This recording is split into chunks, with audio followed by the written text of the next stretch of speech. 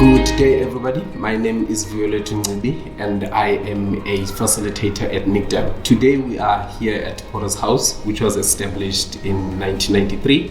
And Porter's House is a place of safety for women and their young children.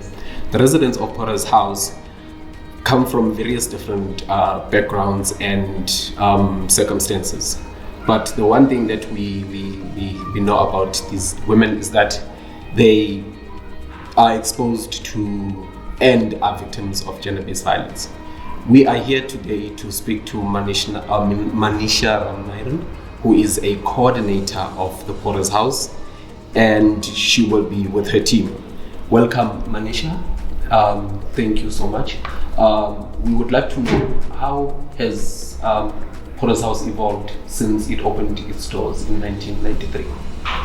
Okay, thank you, Rio. So the Porter's House was established due to the need that the community in the inner city had.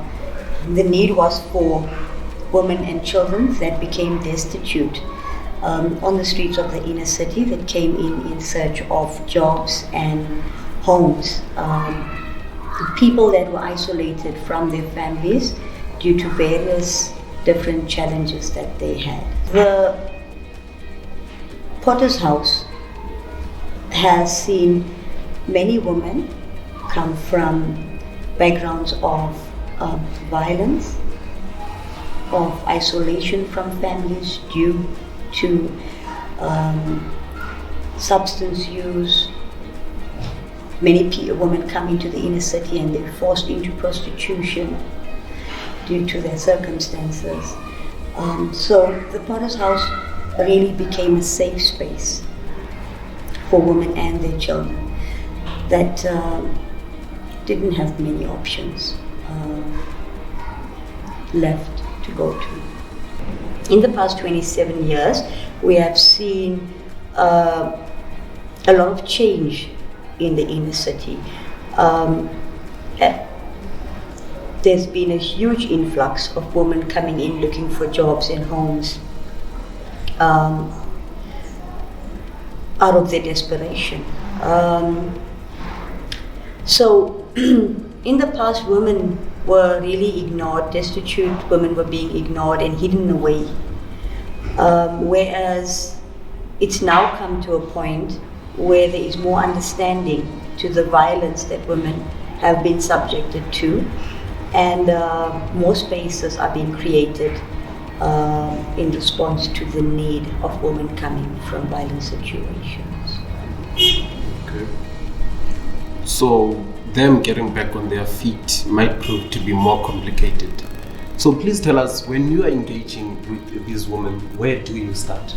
Okay, so we start with a screening process on receiving the woman. It's before admission into the house. So it'll either be done by a social worker or somebody that has been trained to screen and look for the criteria that the house has. Once the woman is admitted in the house, she and the children will be given the basic services that they need, like a room with clothing, toiletries or dignity packs that are needed, full balanced meals. And from there, a social worker will take over, open an independent development plan for the woman, and take the woman through the individual sessions that she needs, support group sessions, open support group sessions, which will deal with just general topics, not specifically gender-based violence.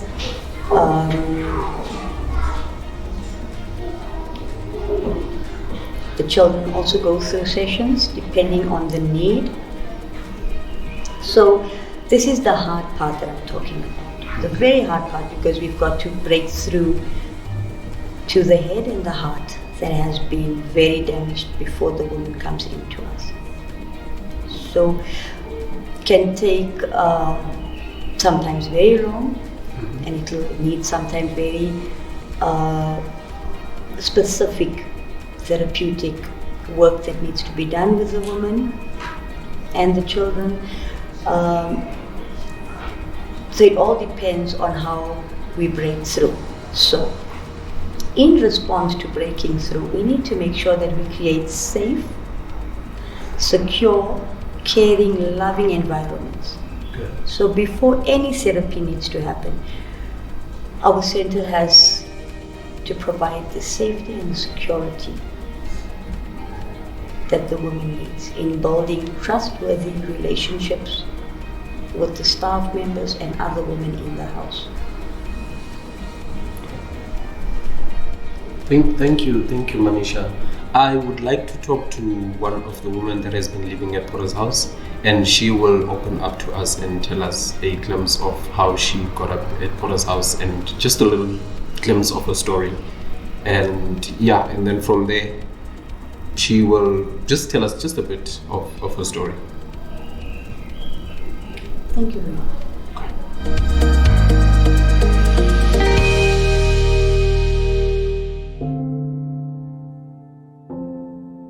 So I am sitting here today with one of the beneficiaries from Pora's house, who is going to tell us a short story of how she's been going at Pora's house. Enkosi sisipho sijoina cela usicela ukuba indlela yakho apha ePora's house ihambe kanjani. Okay, mina ngumama wabantwana abayi-3. Ukuze ngifike la ePora's house ngafikiswa indaba yefamily ne-boyfriend i-abuse yaqala ekhaya kuqala. So bengihlala nogogo wami nomama nabomalume wami. Ugogo wami beka-abuser, angishaya ngizango-5 ngipholisha ingcathulo ngihambe ngisikolweni ngingadlanga. Umama bekangalaphawa ukuthi makakhuluma bekuwumuntu ocoshwayo endlini ngoba bekangakasebenzi isikhathi leso. Then sometimes bengithi mangiphuma ngiyokhala kabo babami uthole nabo sometimes bangixosha bathi ufunani la ngokuthi uyihlo akekho. Then isikhathi masibhizi sichubeka umama mathola umsebenzi Spare eKentingpark. Aqala ukuthi kuba right uyasupporta uyathenga ukudla mara still angakhoni ukuthi angaphuma ayothola indawo yakhe isihlala. Kwafika isikhathi uthi 2005 ngiyaqoshwa ekhaya kokwamathi ucela ukuthi ngihambe azange ngakhona ukuthi ngiyeke abo babami. Ngoba umuntu ohlala estradeni ngahamba ngaya eNdebele abo babami futhi ngakhona lapho ngahlala until 2010 ngabuya ngizalana umama mbekahlala eSpraydi ngahamba ngihlala nomama eSpraydi so umama mbekahlala neboyfriend. Manje umama mbekahlala neboyfriend lapho angazi kwenzakalani bengihlala nabo umama mangishiya khona lapho ahamba azange ngazi ukuthi uyapi. Then ngamove out ngiza la ePitori ngazi ukuthi ngiza kuphi ePitori ngaza nebheki bengizula la then bangidirector la ePora's house ngahlala la ePora's house from 2010 until 2011 la ePora's house bangenzele ID abaqedela ukungenzele ID bangizama ukuthi ngithole umsebenzi ngasebenza ngaba right ngachifta ngathola indawo yokuhlala ngahamba ngihlala eAtreshville. Then mangihlala eAtreshville bengihlala right kungana inkinga ngathola umntana wokuqala umfana saba right ngathola ubisi intombazana ngingayi ekhaya. Okay mangayi ekhaya ukuthi nabo abanandaba nami until umama 2017 bangitshela ukuthi umama wakho uyagula wozozobona umama wakho ukuthi uhlangahlangene kanjani. Then mangithi ngiyahamba ngekhaya eThembisa manje eThembisa bathi umama akahlali na hamba umama wakho usesprayed. Mangama ngesprayed mangifonela umama mangidirect bele mangifika bele ngithola umama anyekho right angachazi ngifonela iambulance sahamba neambulance saya esibhedlela ngamshiya esibhedlela ngabuya ngaza ngapha eAtreshville ngoba ngihlala ehostel nje mangithola iroom ehostel sahlala khona lapha ehostel ngibhizi ngikhala ngingazi ukuthi umama ngisho ukuthi aphola be right aphola be laba right ngahlala naye ngoba naye la bengahlala khona still ukabo boyfriend. Okay ngihlale naye mangibhizi ngihlala naye kufika isikhathi sokuthi uyangena uyaphuma uyangena uyaphuma esibhedlela until January 2018 athi into bengisha ukuthi ngathi ngachange i-will yami bekasebenza athi I wish ngathi ngachange i-will yami i-will yami ngichange kube kuphela ngikhiphe lo mntana womfana ngokuthi bazongidlela imali zakhe. So nginga-understand ukuthi ukhuluma ngani ngoba bese kapholile a-right. Next month futhi aqala kule kuyi-Thursday aya esibhedlela. Maka esibhedlela angazi wayenzakalani. Mangifika esibhedlela ngathola umntana sekhaya umfana ahlele next to umama ushonile. Ngaya kuma sister ngifike babiza ngithi umama makaphefumuli mabafika lapha umama ushonile kungabi nenkinga. Bafonela umalumami umalumami 2 years uzosilanda umalumami makafika umalumami sabhaka impahla zaka mamami sahamba sayikhaya sathi masike ekhaya sangqoba umamami kwaphela yonke into yaba right. So ngathi ngifuna ukuhlala ekhaya ngoba baba akasekho ukuba mangitshela ukuthi ngihambe. So mangithi ngihambe ngiyephi ngokuthi umama ushonile bengisho ukuthi ngihlale la ekhaya ngoba into zaba zingihambeli kahle. Mangatshela umalumami ngathi mangitshela umalumami wathi akakonfronta ugogo wami akakonfronta ugogo wami ugogo wathi mina ngilana nomalumami why everything mayikhulunywa ngigijimela kumalumami. Then ngahamba ngabile eTreshville. Mangibela eTreshville ngithola boyfriend ngahlala naye boyfriend leyo maybe sihlele more than 3 months a-right. Then aqala a-change saqala uyangishaya uyanga-abuse thola ngigijimisa ngama-night dress ngaphandle ngabo 3 angishaye.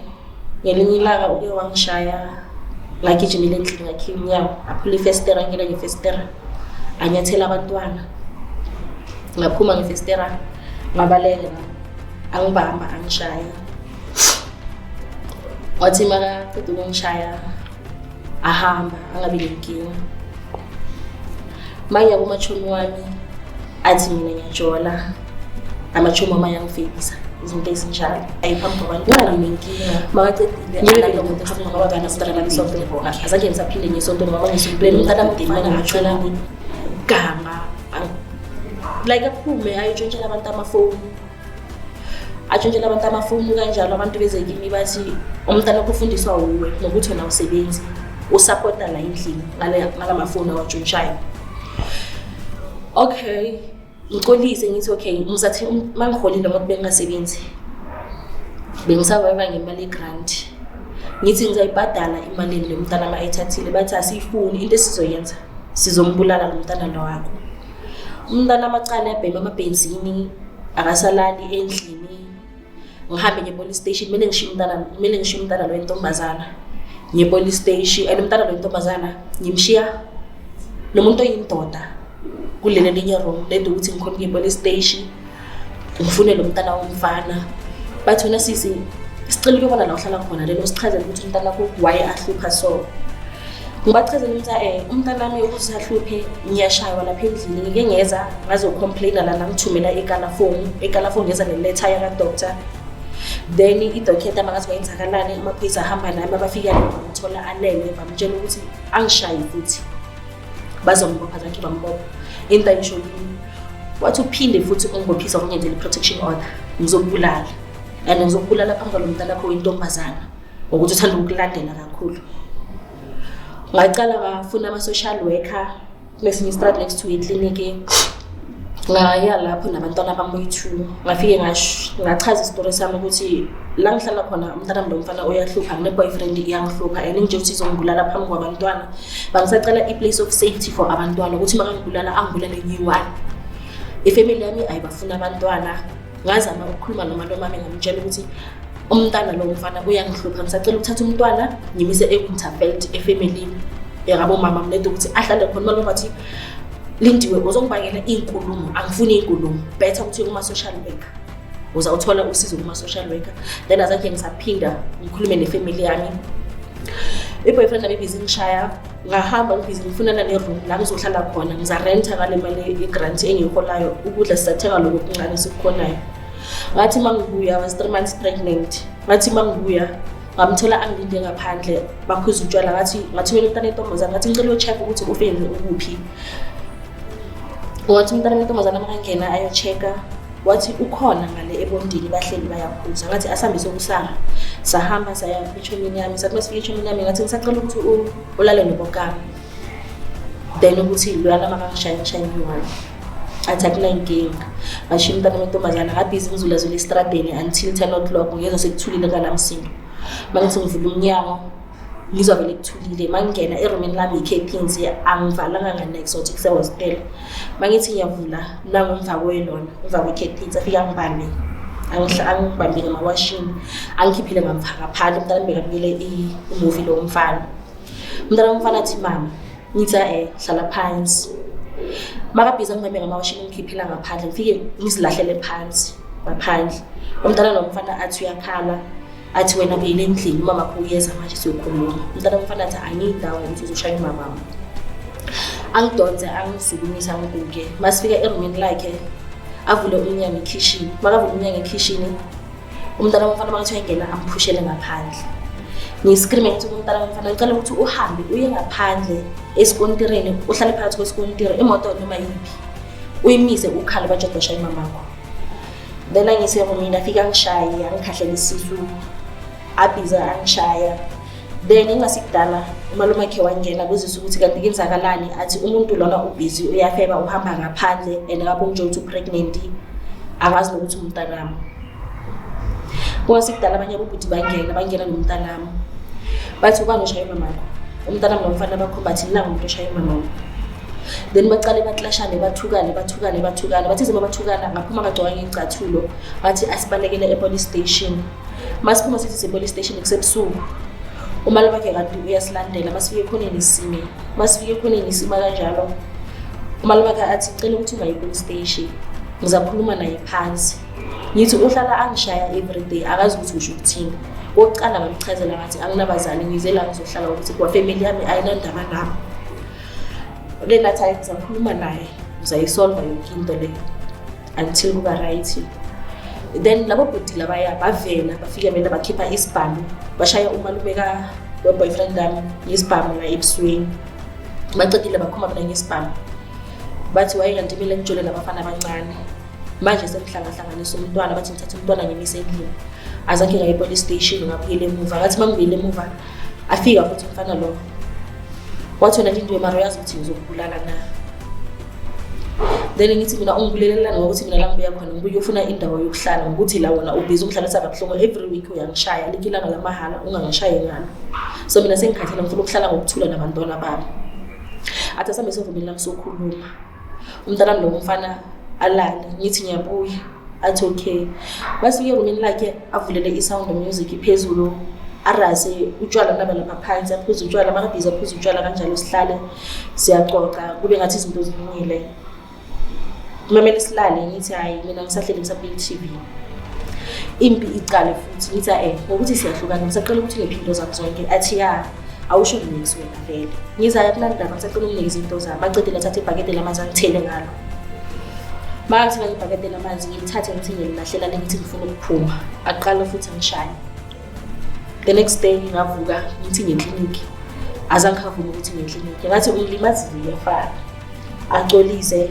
bakapolisa bafike la kuthekela ababilisa amapay ngingayivele eclinic ngihlale then futhi kwaba yiFriday bathi uma kuyiFriday baphuma bayophuza utshwala namachumi wakhe wathi makabuya ntambama afika ngihlukumeza futhi ngathi ngisaqala ukuthi uhambe ukuthi ngilabantwana bami endimvuli yanetha athi angiyindawo ngifuna ukukhuluma nawe ngithi everyday wena mawuphuzile kumele uhlukumeze mina wayengayohlukumeza abanye abantu ngaphandle mangithi ngiyaphuma ngivusa ichomi yakhe ukuthi ichomi yakhe ngiqala ukuthi akhulume naye ichomi yakhe ingavula umnyango siqale lapha isilwe then angihamba ngeumbrella la entami makabhiza ngihamba ngeumbrella ngibambe umnyango ngibiza ukuthi ngiyascream abantu bangaphumi ukuthi vele abantu bale bangishaya baphumi until ngazwisela phansi uthi semangizwisela phansi ngakhahlela umnyango wechomi yakhe angihamba ngeumbrella ichomi yakhe yaphuma then ichomi yakhe yamphushela ngaphandle avale umnyango the next day ngathi mangivuka ngaya kuma social worker wase angisasazi istrategy sokuthi isani ngathi mangifike kulama social worker lawo ngabachazela ngomntana momfana lebe ngabachazela ngami bandlulisa maybe 2 days after 2 days bathi sicela ukuthi upake impahla zakho zonke ungamtsheli ukuthi uyaphi uphume ngathi uhambisa abantwana babevakasha. Ngayenza le bangitshela ngakhona kanti bangiletha la ePotter's House. Ngathi bangifika la ePotter's House ngaba welcome by house mother Leo, Sesithandeka, noSisimanisha. Sisimanisha aqala ngathembisa ikalafomu baqala bangenzela le-counselling nabantwana bami. Then baqala bangithanda la ePotter's House. Bayisa abantwana bami esikolweni. Bese benzela nabantwana bami iphathi. Bangisiza nangama-CV. Ngaze ngazalela umntwana la ePotter's House. Bathengela umntwana omncane una 3 months manje impahla. Bamthengela ama-pampers, ukudla, everything. Kwabo la abayi-2 lo mfana bamngenisa ama-extra classes. Ohamba i-counselling, nami ngihamba i-counselling. Sometimes bakhipha ama-trip ukuthi abantwana bakhona ukuba right, bayenza ama-party ukuthi sikhona ukuba right emoyeni. Ngoba since ngila ePotter's House ngizizwa ngisafe, ngi-right, ngijabulile kakhulu.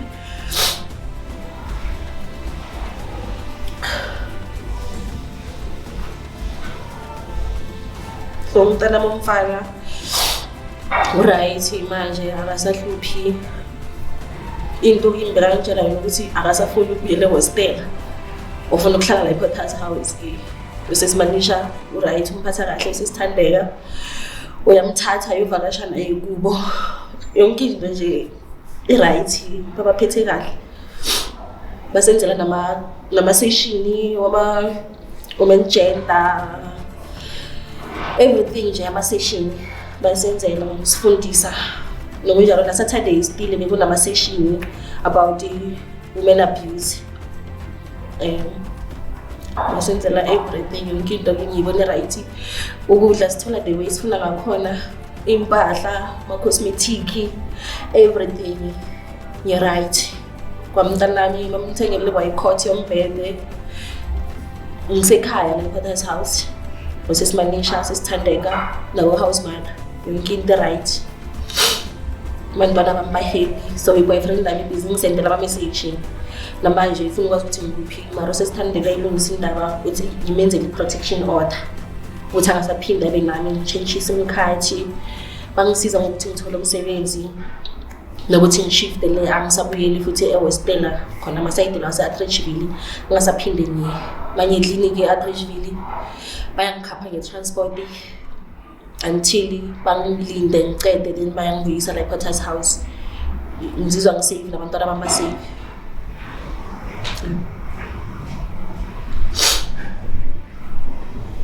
Enkosi sisi for sharing stories zakho.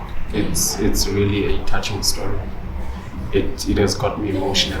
I'm just holding myself from Khan. I'm one of the people about against izinto gender-based violence, and I'm trying so hard to hold my tears back.